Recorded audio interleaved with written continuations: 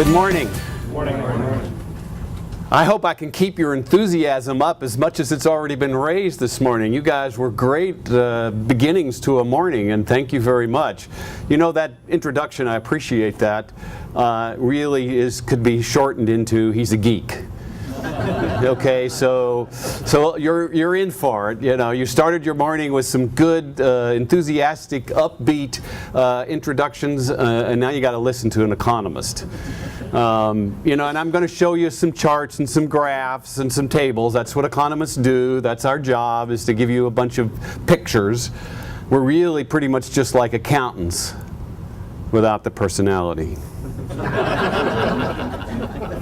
That's about as funny as it gets, too. So let's start out. What I want to do today is to try to give you a picture of where housing's going, okay? Hopefully that's a critical component of your industry. It's certainly a critical component of what I do every day. And as you well know, it's been pretty awful. You know, housing reached the worst output, the worst situation it's ever seen since the 1940s. Nothing has been like this, basically in the career of any one of the current home builders. But we are seeing some lights. We are beginning to see some recovery. It's not ever going to be fast and furious recovery, but it is going to be, I think, a reasonable, steady one, a slow one, and very spotty. So it's going to depend a lot about what market you're in and what segment of that market you're in, because there's going to be a different kind of recovery for different places and different kinds of building. But to set the stage for that, to kind of give you a sense for where we are right now, it takes a little bit of where we came from. You know, what happened in the last year or so, and how did the recent history put us in the place where we are and give us this kind of launching platform for where I think we'll be going. So if you look back to last year, at the very beginning of last year, and even this far into the year of last year, so about the same time a year ago, we were still reasonably confident that we were going to have some kind of a recovery in 2011. Now that eventually turned out just not to be true at all. This is one simple way to demonstrate that. This is the annual increase in GDP, gross domestic product. It's a single one measure of the total health of the country, the total output of the U.S. economy. And so at the beginning of 2011, we were hardly growing at all, less than 0.5% on an annual basis. And in fact, we didn't really even know that until mid part of the year.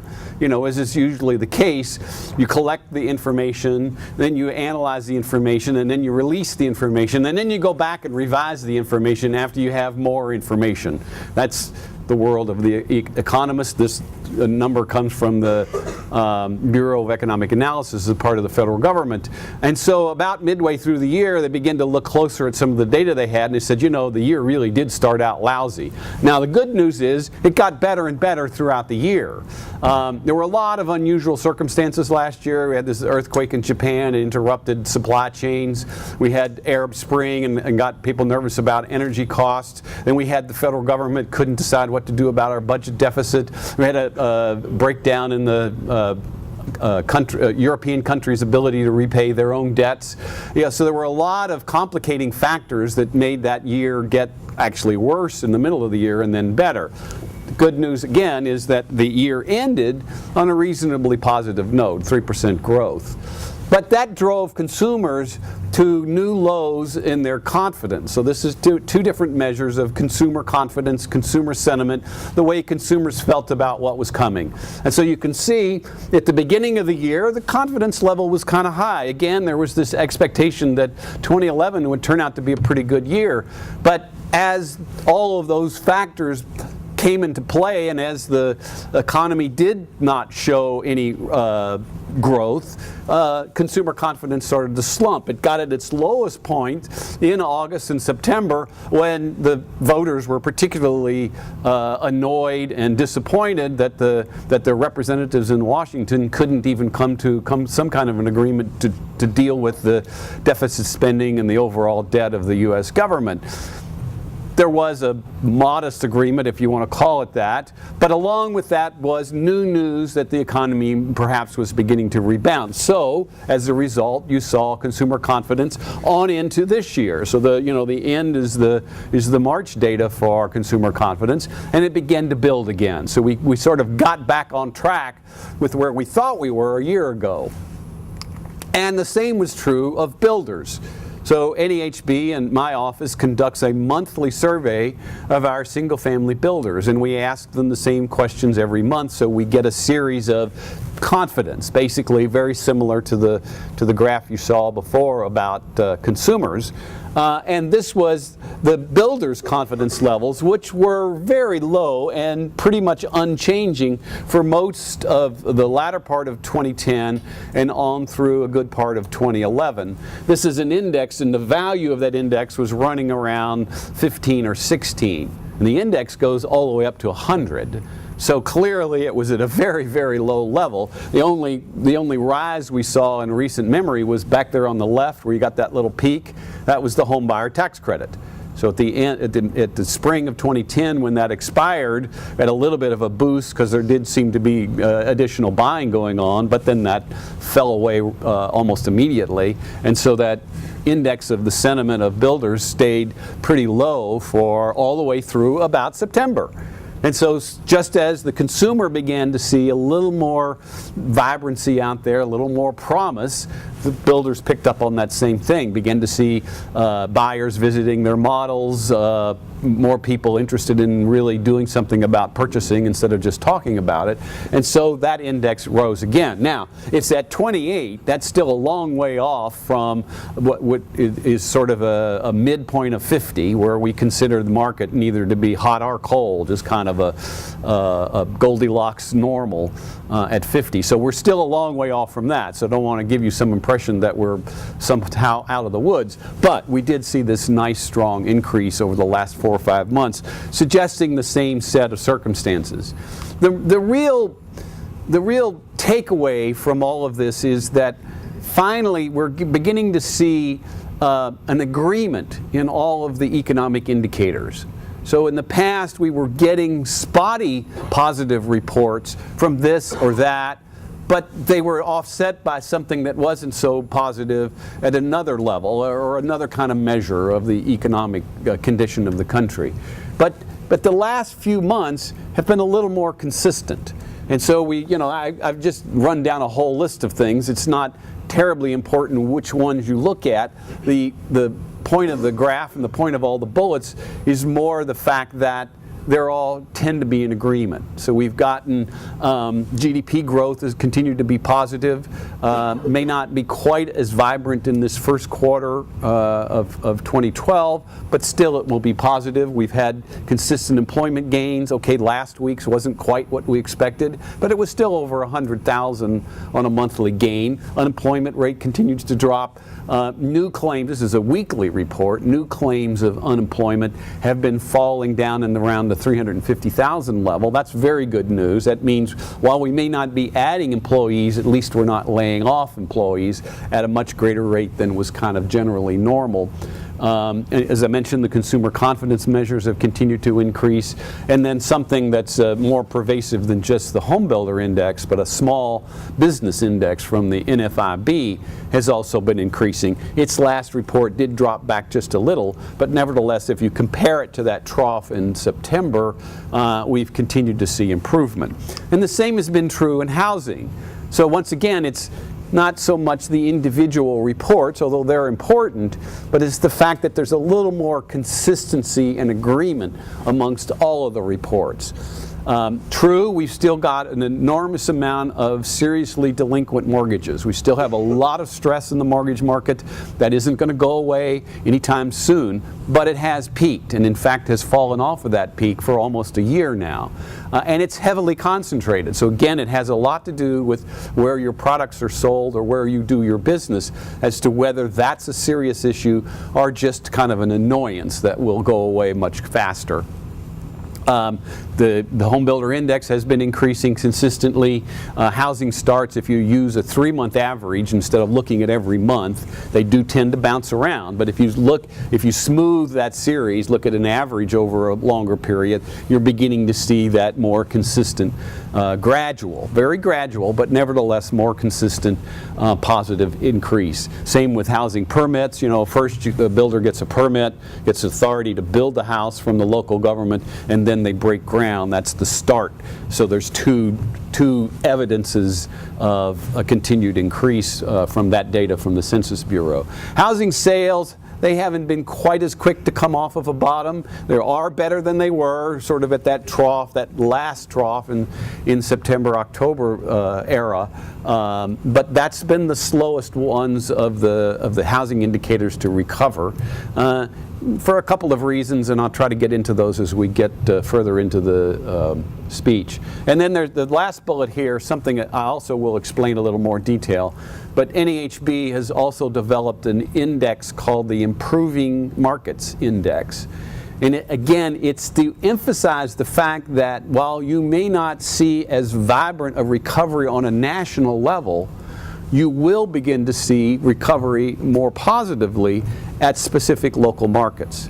The recession and the collapse of the housing industry happened at different degrees in different places. And so that recovery will be the same kind of different degrees in different places. And so this index is an effort to try to emphasize that, and I'm going to cover that in a little more detail. All I really wanted to do at this point was to provide you with some evidence that I'm not just making all this up.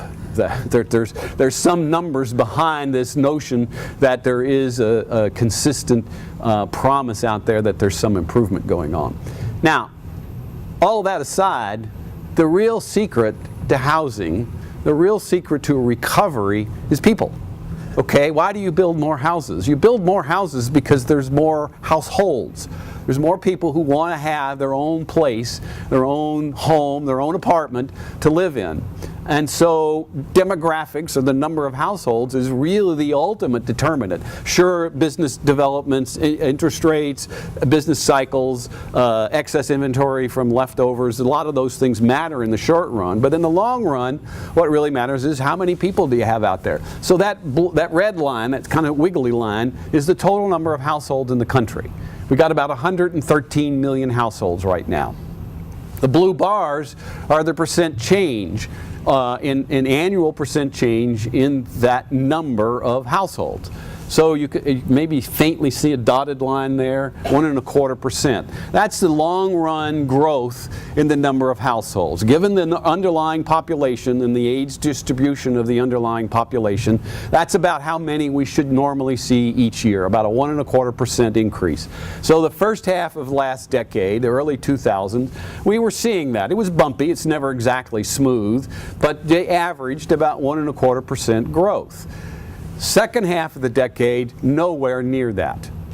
Okay, we had a collapse in the formation of households. There were some.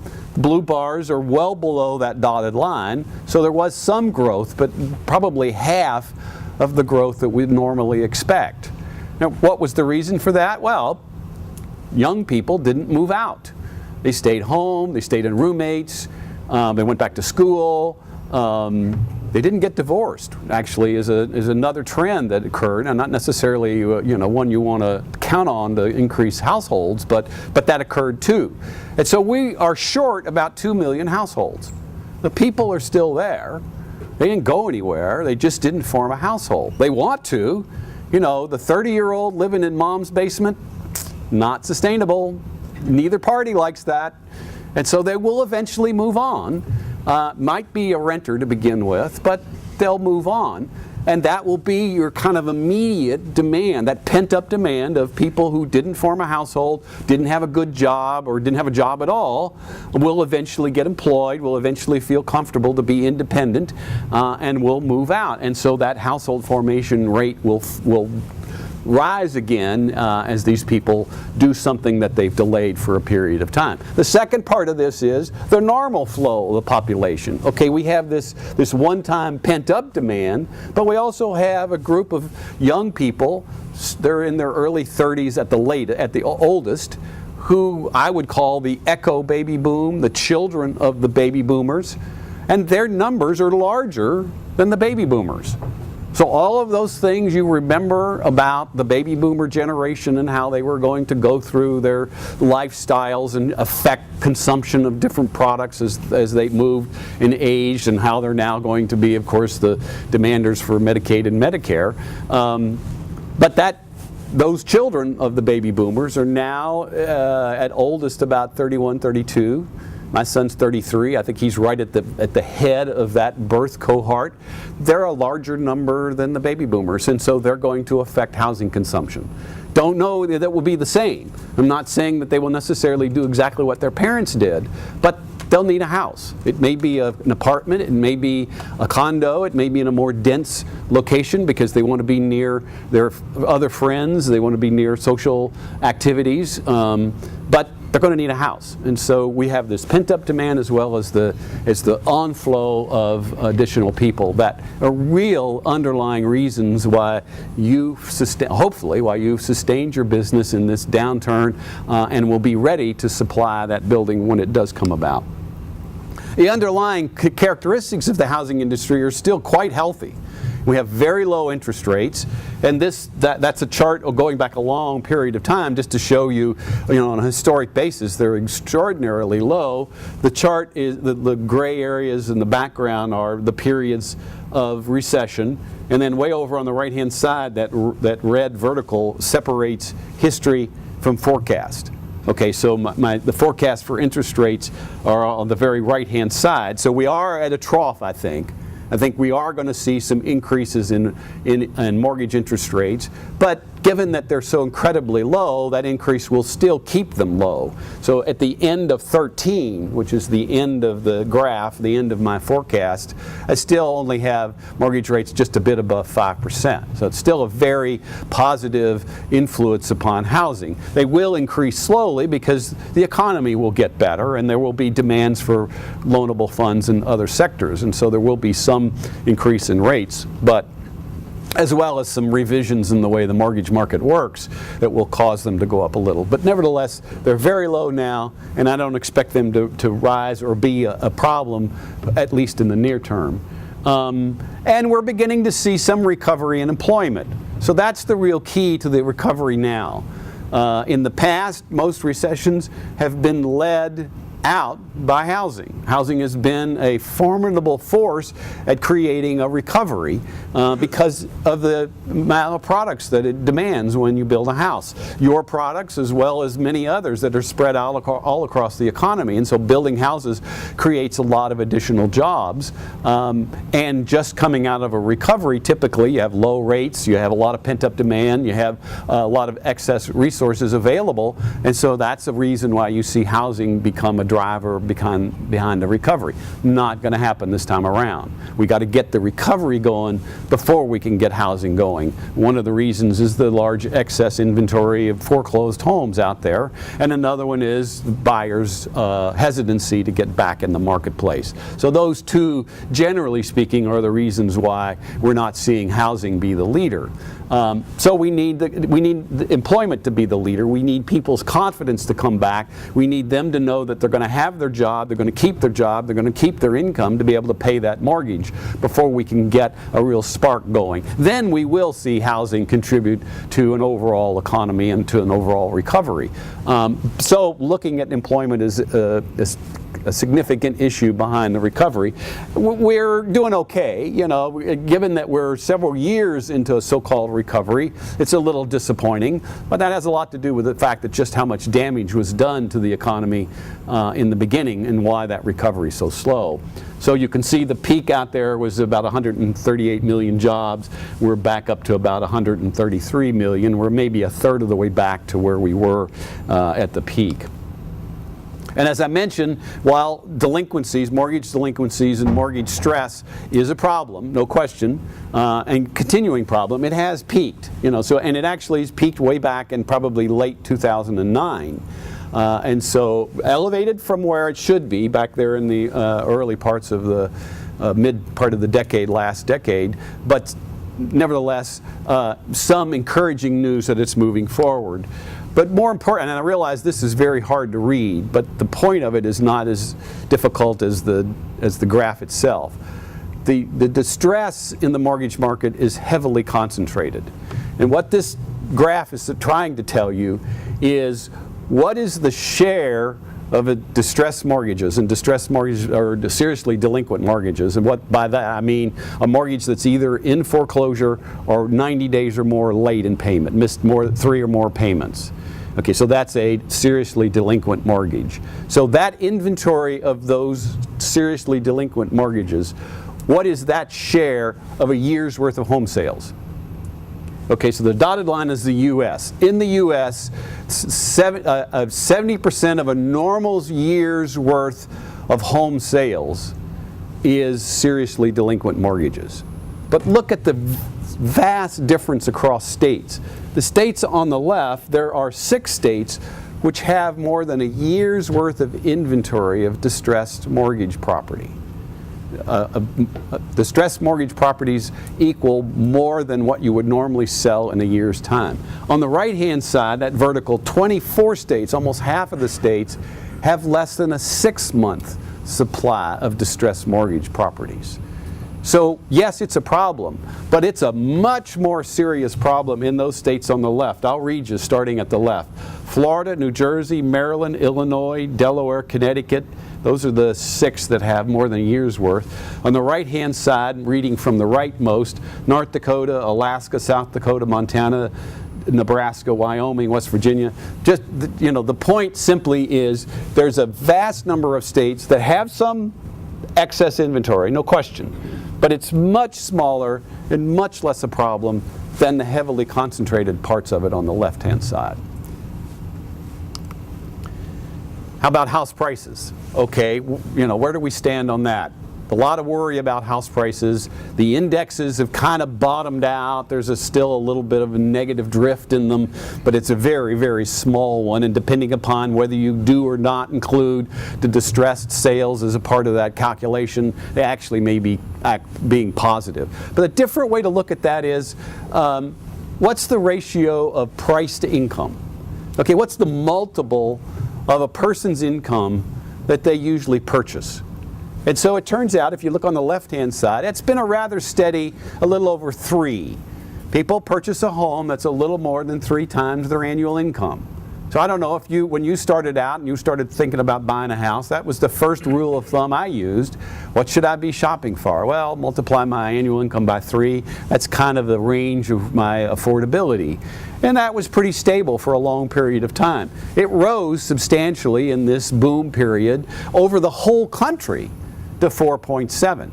So how can you suddenly go from people buying a house that's a little over 3 times their income to buying a house that's almost 5 times their income? Well, you can't. You can invent some really strange mortgages that will allow that to happen, and that basically people think about not even having to ever pay it back. And we did that. It didn't work. And so house prices came back down again. The point is, they're back to where that same ratio is. They're back to 3.2.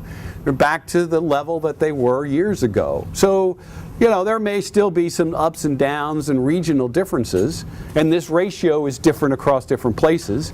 In the South, in the Midwest, in Texas, that ratio tends to be a little lower. Housing are a little more affordable. People don't go crazy with their purchases. In the West, in California, and some of the Northeast, that ratio tends to be a little higher because the cost of living there and the cost of houses are a lot more expensive. So you might see in California that norm is more like 4 to 4.5 instead of 3.2 because it's a more expensive market. But just imagine, in California, even at the higher rate it usually is, where did that get at its peak? 10. In California, house prices got to be 10 times annual incomes.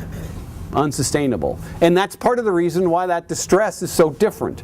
Because the come down from that kind of an extraordinary deviation from normal has meant those places that had that rapid increase in house prices that were way out of bounds with what was normal have got a lot further to adjust to than more affordable markets and more markets like the U.S. as a whole. That low house price and that low interest rate means affordability is very high. Again, a measure of affordability from NAHB, very simple measure. What's the share of homes recently sold? Real, actual transactions. What's the share recently sold that a family with a median income, you know, that's words for average, an average family can afford?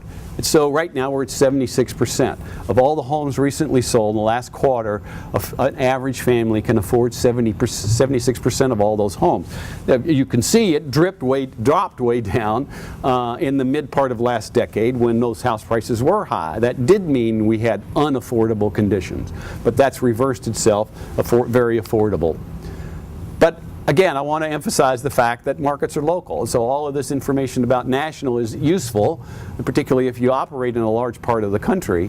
But you still have to remember that the world is local. Housing is local. So let's look at 3 indicators of a local market. First, employment. You know, where's employment going? Okay, it's been okay. There's been a small rises, as I showed you, in the U.S. But what about individual marketplaces? So all those outlines are metropolitan areas defined by the federal government. And the ones in color, and even differentiated by different colors, have done better in terms of employment than the national. Okay, so the national is simply an average of a lot of places, and as you might imagine, some are better, some aren't. All those places with a colored in outline have done better than the nation in employment. Same thing with building permits, single-family building permits. They've been increasing, very modestly, but they have been increasing across the country.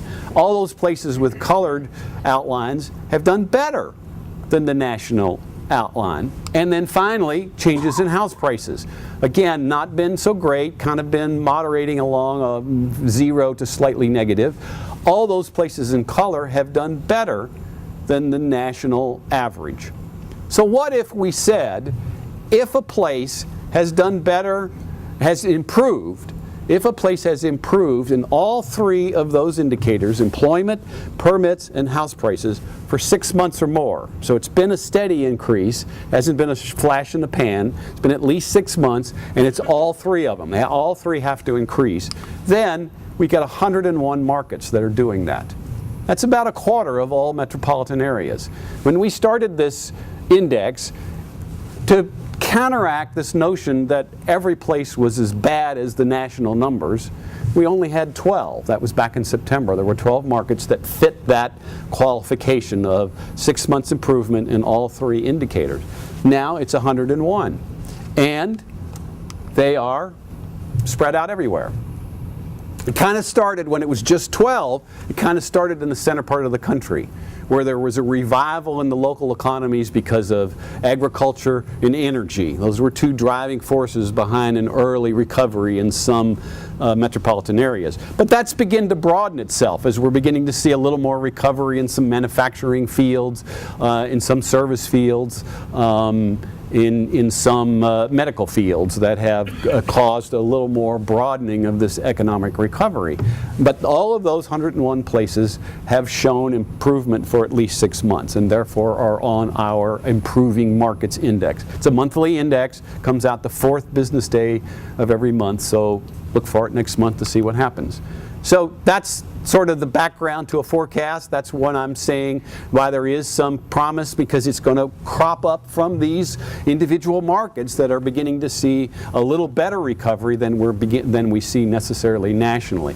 So again, the big picture of the economy, first of all, is how is gross domestic product going to do. Over on the right-hand side is the forecast to the right of that vertical. The first quarter we just completed won't be quite as robust as the last quarter. The number of individual unique things last quarter caused it to be a little better than average, but it's still going to be in the 2.2, 2.3% range and continue to increase. So we're going to continue to see some positive but slow increases in the economy as we go through this year, and then a little more robust as we get into 13. So 12 is still going to be the stage setter. It's still going to be the year of getting our act together, of getting these individual marketplaces, many of them rather small, fully recovering, and then start that recovery spread to other places. That will mean a new return to home sales. Home sales last year for new home sales, which is the darker of these two lines, was the worst year since we've recorded home sales almost 60 years ago. So it wasn't a very good year. In some sense, that gives us some promise that this year's almost got to be better, given how bad last year was. But along with these individual marketplaces recovering, low mortgage rates, low house prices, improving employment picture, will bring people back slowly, but beginning to bring people back into the marketplace and start that recovery. Once they start buying houses, the builders will start building more houses. They will start replenishing their inventories.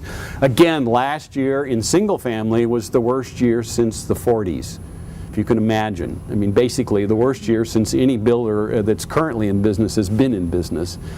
So once again, we're also starting from a really low point. 17% increase this year. You know, in percentage terms, that sounds pretty good. In absolute numbers, getting to 500,000 sales a year, 500,000 starts a year, is still pretty lousy. You know, we should, at single family, should be producing 1.4 to 1.5 million. That's the sort of normal range when you're operating at a full equilibrium. So we're still a long way off from normal, and therefore a 17% increase is a reasonable sense of just a formation of a recovery period. Following year 13, as I mentioned, will be a little more momentum then. We still have an underlying economy that's much more positive, much more dependable as continuing to be positive, and so we'll begin to see a little better improvement. Multifamily, completely different story. 55% gain last year in production. Real surge in multifamily. And the reason's pretty clear. Those of households that did form, even though it's a reduced number, became renters. In fact, between 2004 and now, so we're talking 8 years, we've had the same number of homeowners throughout the country. 75 million homeowners has been pretty consistent since 2004. Sure, we've had some people become homeowners, but as you know, we've had many people drop out of homeownership because of their foreclosure situation. But that growth in households has all been renters. In the beginning, we were able to accommodate that increased demand for renting because we had high vacancy rates in the rental stock, and we were converting some of those foreclosures into rental buildings. But we can't continue to sustain that source of supply, so we began to build more apartment buildings. That will continue, not quite as robust as it was last year, but we will still need more rental apartments because many of these younger, newer households will become renters, at least early in their career until they get their feet on the ground. And then finally, what has been kind of a bright spot in housing has been remodeling. As you well know, one of the reasons behind that has been the energy credits for energy conservation additions like windows and doors and insulation. And so that's helped buoy the remodeling expenditures. We've also had a phenomena of people deciding not to move. So instead of the hassle of trying to sell, trying to buy, the uncertainty behind the whole marketplace, households have said, you know, what I really just want in moving is another bedroom or a better kitchen or a remodeled basement, or you know, whatever the characteristics they were looking for, they can accomplish by doing it in their own home. And so we've had a reasonable surge in remodeling expenditures because of that phenomena. In fact, right now, the dollar amounts of money spent on remodeling in owner-occupied homes is larger than the dollar amount of new construction in single family. And that's a phenomenon we've never seen. It's usually about a third. Remodeling expenditures on owner-occupied is usually about a third of the total value of new construction. Yes? Repeat that just one more time. Yeah. The dollar amount of remodeling expenditures in owner-occupied homes is larger than the dollar amount of new construction value in single-family homes. So we're spending more money fixing the old homes than we are building new ones. And that's never happened before. In fact, it's been vastly different. Remodeling expenditures has been a third of what total expenditures. That's a double whammy. It's partly due to the fact that remodeling expenditures have been held up by all these activities more than the other parts of the home building market, but is also seriously because the because the construction value of single-family homes has dropped so low. Not only the number of single-family homes, but the construction value per home has dropped as well. So one last slide to just give you again this emphasis upon the variation in recovery. This is where will that state be compared to its normal. And normal I've defined as early 2000, 2001. Total production on a normal period, where will it be in the end of 2013? So the dark green states will be close to back to normal. Lighter green states fairly close. Red states not very close at all.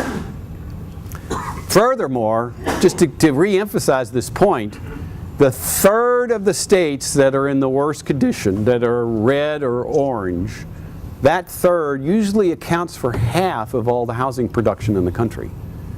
And the other end of the spectrum, the third of the states that are usually the best, that are the green states, usually account for 20% of the housing production. So what we're getting is a response. The best response is coming from the places that are relatively small. Texas is the one exception to that rule. But North and South Dakota, they're doing okay, but they can double and triple their output, and it will never really show up on the national numbers because their state's so small. So part of this differential, and part of the reason to emphasize locality, is that the recovery is occurring from places that have relatively small effects upon total output in the country, and vice versa. We have the powerhouses of California and Florida, which added a lot of production even in normal times, are a long way off from recovering. So there's a couple of other sources of data, sources of information from NEHB. You're all welcome to use them. They're not restricted. Housing Economics is actually our subscriber site where we do sell our forecast to people who are interested in it. But there is free information on there, particularly policy-oriented data that we use to advocate the issues of NEHB. But probably the more usable, more friendly one is eyeonhousing.wordpress. It's a blog. Easy to access with that web address, and 2, 3, 4 times a week, myself or one of my staff comments on what's happening out there. What do we think of the current housing reports, current economic reports? How do they affect our forecast? What's the current situation? So they're easily readable, 2 or 3 paragraphs, maybe a graph or two, something like that. Perfectly acceptable, perfectly open to anyone. So questions? I had a question. Inflation. One thing I, as a consumer, when I go to a grocery store or a store in general, I see all the prices are going up. As a producer of material, we are seeing our costs going up. However, all the government inflation is very, very low. It seems almost like inflation is being fixed, by the federal government. It seems the number that I'm seeing is not reflected in the number. Good question. Can you comment on that? Yes, I will. Hopefully you heard the question. Basically, is the inflation numbers that the federal government is telling us real numbers, given that we've seen lots of price increases that don't agree with that. My first comment is, I worked in the federal government for a while, and conspiracy theories are hard to imagine when you see the talent level in the federal government. Okay, I'm not trying to be derogatory, but they're not going to. Often the communication between 2 agencies in the federal government go through me.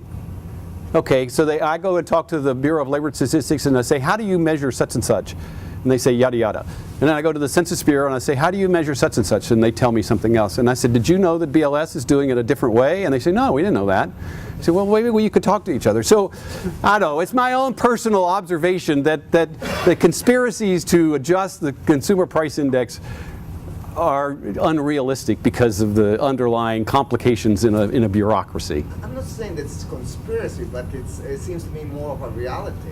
Well, the observations are on target. We're seeing spikes in certain building products.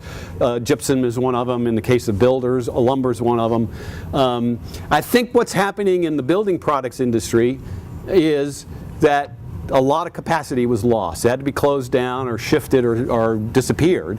And there's a reluctance to bring it back when this recovery is still uncertain. You can stand there and listen to my pontification of what I think is going to happen, but that's just what it is to you.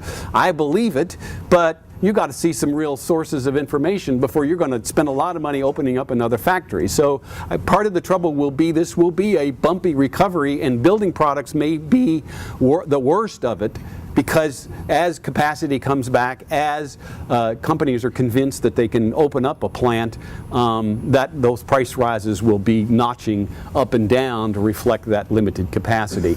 On the whole, food products have been one of those things which have outpaced general inflation. The underlying inflation, I still am convinced, is going to be relatively low, for the simple reason that the output will be relatively low. This recovery is going to be slow and tedious. It's not going to be fast-paced. And if you don't have strong demand, it's hard to push up prices. So, most of the Fed, for instance, and other observers of inflation take out food and energy when they look at the consumer price index, because those tend to be volatile. And if you do take those out, it has been the case that the inflation rates have been relatively low, even though you may see odd experiences in particular products. Yes, sir. Historically, for years, there's been a metric people talked about. People living in their same home for 5 to 7 years was the average, or something like that. Do we have enough time under our belt to see if that shift is occurring and how that shift has occurred? Is that extending? And do we know by how much at this point in time? Good question. We don't have enough information now to tell whether that sort of average of 7 years is going to sustain itself, but we have a lot of confirming evidence that it will be longer. Okay, number one, those people that refinanced at phenomenally low mortgage rates recently are going to be a little reluctant to give that rate up, and it's unlikely to be lower in the future. Number two, a lot of people are underwater or nearly underwater, so they don't have the equity to get out of their sale that they used to have. And so they're going to wait for that equity to build, probably. And number three, we got a heavy emphasis upon an older generation now, that baby boomers are 45 or 48 or something at youngest. And people tend to stop moving as they get older. So there's a lot of transitional effects, both from the cycle as well as from the demographics, that suggest that will elongate itself. Yes, sir. There's one stat that I don't see up here, and basically it's actually driving what money is available, and it's called the FICO score. Yeah. Banks were giving, the banks went from, your typical 650, all of a sudden they lowered it down. That's what happened with the economy. The banks were giving billions of dollars to lend.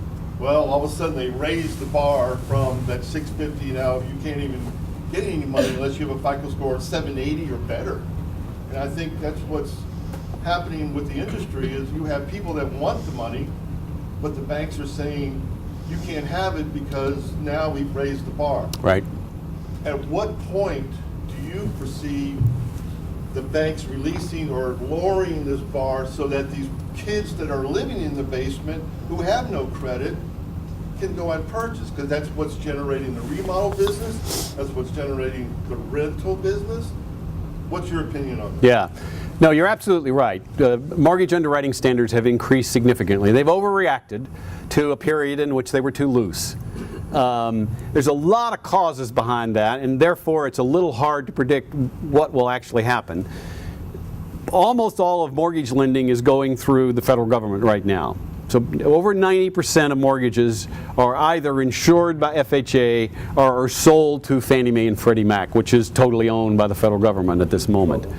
So therefore, the restrictions are being placed on those mortgages, or the fear of further restrictions are caused by what the federal government is doing right now. In case of Fannie Mae and Freddie Mac, the regulator has said, I don't want the federal government to lose any more money because it's been paying for all the losses so far. So I'm going to be extra cautious. One of the things that means they're doing is that when the mortgage is sold to Fannie and Freddie, if there is the least mistake in that, if there is something in that application and approval process that is questionable, they send it back. And then therefore the originator suddenly has a mortgage on their hand they didn't want. And so the originator, therefore, the banks, are being extra careful about how they lend money. That's part of the cause behind this extraordinary carefulness and extraordinary restrictions. But don't you think that's one of the main factors that's restricting Yeah. housing economy? No, you're absolutely right. Low mortgage rates, and yet we're still not seeing a significant uptick in purchases. So yeah, that's a serious problem. When I do my surveys of builders, that's one of the things they tell me that's happening. I got a good buyer. I would have seen them get qualified in the past, but suddenly they're not getting qualified. Or I got a good buyer, they qualified, but now the appraisal came in below the agreed upon price between the two of us because the appraisal is being affected by foreclosures and other abnormal sales. So there's a whole series of blockages that have been occurring. When will that end? That's tougher to call. I think there is a slight easing right now. It's very, very slight, but I think there is a realization both by the regulator of Fannie and Freddie as well as by the banking industry that we understand a little better about where the parameters are, where the boundaries are, where we can be safe. If we make this mortgage, we won't have it returned to us. The last shoe to fall, which is actually a multiple of shoes, is regulations behind the Dodd-Frank legislation. Okay, a couple years ago we passed this massive new regulation. Again, probably an overreaction to what had happened before. We're going to fix everything and it's never going to happen again. But in Congress's wisdom, there were so many things they didn't know how to fix, they said, we'll leave that to the regulator. So there's an enormous amount of uncertainty out there as to what those regulations will actually say. Will that lender have to hold a piece of that mortgage in perpetuity and therefore capital against that mortgage? That's called the skin in the game. So to make sure lenders are doing their job right, we'll make them suffer if there's a default on that mortgage. So that regulation hasn't been confirmed yet, so banks are also reluctant to get out at the edge of things until they know what the rules are. So basically, what are you based on these charts? You're basing, I've got to make guesses about how that's going to work out. That's right. That's the job of an economist, is to make educated guesses, for lack of a better word, as to how that's going to come out. I expect there to be some gradual easing in underwriting standards, but not significant. Again, interest rates, even low ones, aren't the driver behind this. Consumer confidence is the driver behind this recovery. So yeah, there will be some modest easing in underwriting as we move forward, but it will be more expensive. That'll be the consequence. And we get the consumer confidence back by job recovery.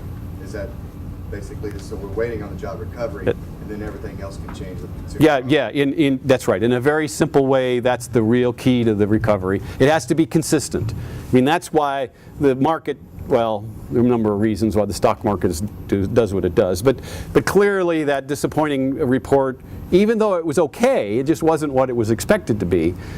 So you need that consistency of job recovery, not just continued job recovery, but consistency, convincing the consumer and the investor that this is here to stay. And that I think will be the key to this recovery. Look for that number once a month. That I think will tell you as much as anything. And again, look for it locally. You know, the unemployment numbers and the job numbers are available locally for individual metropolitan areas from the BLS. And so even though it may not be strong countrywide, it could be strong where you are. Yes, sir. A couple of questions. One, you showed the chart that showed more houses are affordable for an average family now.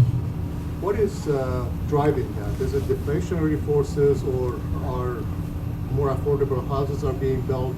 How are they being made more affordable? If you could comment on that. And then the second thing is, what is your view about commercial construction? Okay, tougher to answer that one. The greater affordability is simply a matter of falling house prices. You know, the affordability is determined primarily by a relationship to income for house prices and interest rates. So your mortgage payment is based upon interest rates and how much you borrow, and how affordable is that to your income. And so affordability has been improved primarily by falling house prices. Falling interest rates have helped too, but the real boost in affordability, particularly from when house prices were very high in 05 and 06, that dramatic change has been almost all due to house price changes. Commercial, you know, we don't specialize in that. We look at it as simply the alternative to where are the resources going. You know, the same sort of slow recovery seems to have found its ground a little sooner and a little more stable than housing, because housing is so dependent upon the household and therefore the emotions of a household, whereas commercial's a little more restricted to, you know, for lack of a better word, the more thoughtful process of a investor. But it will ultimately depend upon job growth. You know, so you're not going to build more commercial space unless you have more people working that need accommodation for it, or more people shopping that need the retail space. And so I think it will be slightly behind the recovery in housing, which is the traditional way commercial recovers. I think you probably answered this in one of your charts, but when you think about the top 10 markets were really on fire before the crash, is there any correlation to any of those markets coming back ahead of the curve at this point in time, or is that kind of just mutually exclusive? If they were on fire before, they're dead in the water now. Yeah, I can't think of any exception to the rules. You know, some of the Southern California markets, maybe San Diego, might do a little better improvement relative to the depths of its crash. LA is clearly not going to recover. It's just so devastated by the overproduction. Some of the markets came in late, so their recovery will be more dependent upon economic recovery than a housing issue, because they really didn't. It wasn't a housing issue. It was just the slump that occurred because of recession. Northwest was true, like that. Seattle and Portland. You know, we're much later into this slump and were driven almost entirely by the economy, not by any housing issues.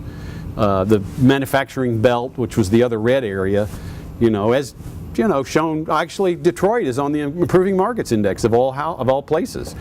And I spoke to those home builders 2 months ago, and they were feeling okay. And partly because pretty easy to feel okay when you've been to hell and back. Yeah. Okay. Listen, thank you for. Oh, I'm sorry. One more question? Yeah. We have a presidential election this year. How could that affect? I was hoping to avoid that one. I left one too many. It's a good question. And here's my theory behind this. It's probably not the one that you all like very much. Presidential election, the president governs the administrative side of the federal government, the executive side of the federal government, the agencies. And so the president has some power over the agencies. He or she can decide that they want to be extra enforcing on labor issues, on safety issues, or on immigration issues, or on EPA and environmental issues. And that's been true. But the laws are made by the Congress, and to a certain extent the president is constricted by whatever the Congress will allow him or her to do. That's been true so far, and that will continue to be true. So even if we were to switch parties in the White House, even if we were to switch parties in the Senate, and so we had a complete control of the Republican Party, it wouldn't be control. No more than they control the House right now. particularly the Senate, because as you know, most contentious legislation has to have 60 votes, and that won't come true. No matter which way it may or may not switch, we're not going to get a 60 vote majority by one party in the Senate, and therefore we will continue to have gridlock. It's inevitable. It's unfortunate. It's a little bit depressing, but it's true. And so I have less of a feeling that we're going to have a dramatic turn of events regardless of the election, given that I believe we won't have a complete control of the Senate by one or the other parties. That's the condition upon which I make that prognostication. But there's such a heavy divide between the two factions with very, very few people, voters as well, voters in the entire country as well as representatives in the House and Senate, that continued stress, that continued battle will go beyond this election. The only thing I would fear, speaking more from the conservative side, is the potential that Obama is not elected in November and therefore uses those last 2 months of his administration to drive through some regulatory change that won't be possible after he leaves office. That happens before as administrations change. And I'm getting the high sign, so that's okay. Maybe I'll avoid one other tough question. Thank you very much.